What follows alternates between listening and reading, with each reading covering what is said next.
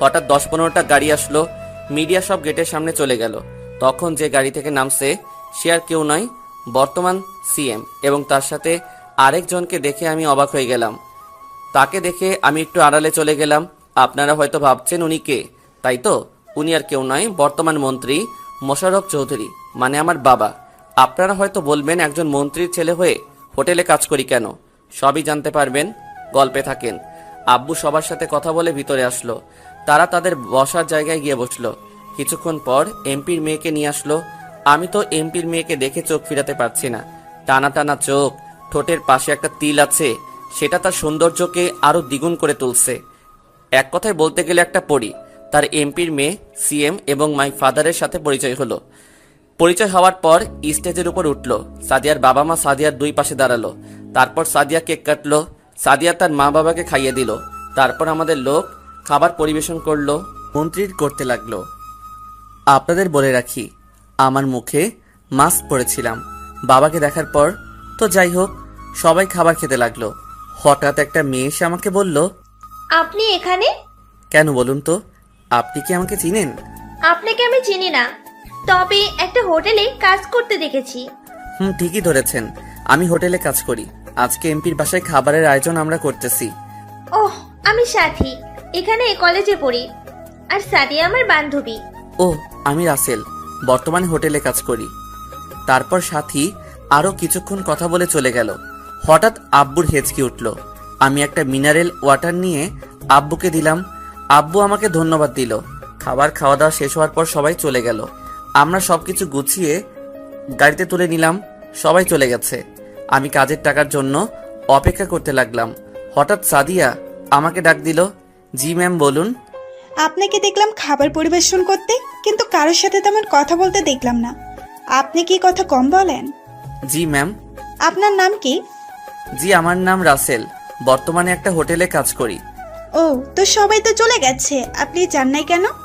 Ma'am, আমি কাজের টাকার জন্য দাঁড়িয়ে আছি। আপনার আব্বু বলল আমাকে দাঁড়াতে।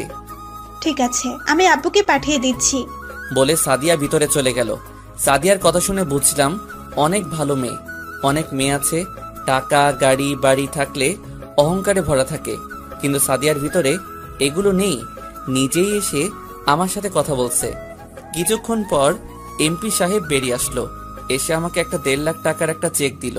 তখন আমি বললাম, স্যার, কাজের বিল তো 1 লাখ টাকা, আপনি আমাকে 1.5 লাখ টাকা কেন দিলেন? 50,000 টাকা তোমাদের দিচ্ছি। তোমাদের সবার কাজ এবং সবার খাবারের আইটেম অনেক ভালো হয়েছে, সবাই অনেক সুনাম করেছে, তাই 50,000 টাকা বেশি দিলাম। ঠিক আছে স্যার, আমি তাহলে আসি। ঠিক আছে, যাও। আমি চেকটা নিয়ে হোটেলে চলে আসলাম। এসে ম্যানেজার আঙ্কেলকে চেকটা দিলাম। তারপর কেস থেকে 50,000 টাকা আমাদেরকে বের করে দিল। আমরা লোক ছিলাম 15 জন। সবাইকে টাকা ভাগ করে দিয়ে বাসায় চলে আসলাম। রাইসার সাথে কিছুক্ষণ কথা বলে ঘুমিয়ে গেলাম। এভাবে দেখতে দেখতে আরও কিছুদিন চলে গেছে। সকালে ঘুম থেকে উঠে ফ্রেশ হয়ে হোটেলে চলে আসলাম। কাজ করতে লাগলাম।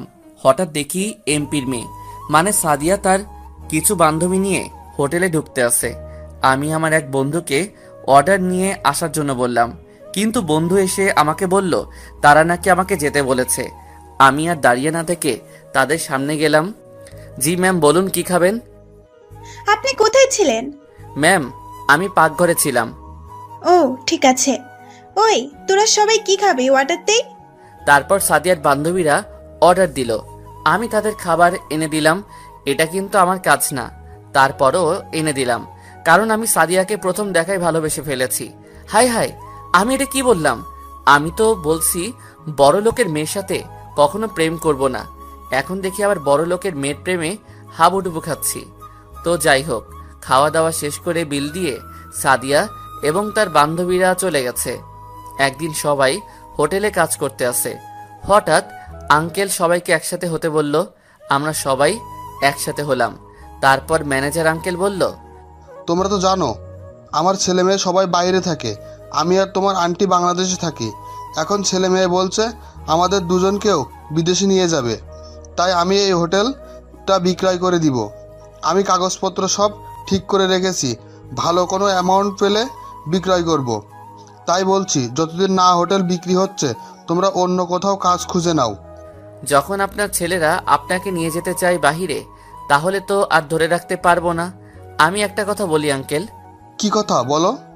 আমি আপনার হোটেলটা কিনতে চাই। তাহলে হোটেলের কেউ কোথাও কাজ খুঁজতে হবে না। বর্তমানে কাজ সহজে মিলে না। যার টাকা আছে তারা ঘুষ দিয়ে চাকরি নিতে পারে, আর যাদের টাকা নাই তারা রাস্তায় রাস্তায় ঘুরতে হয়। তো বলেন আঙ্কেল, কত টাকায় বিক্রি করতে চান হোটেল? তুমি টাকা কোথায় পাবে?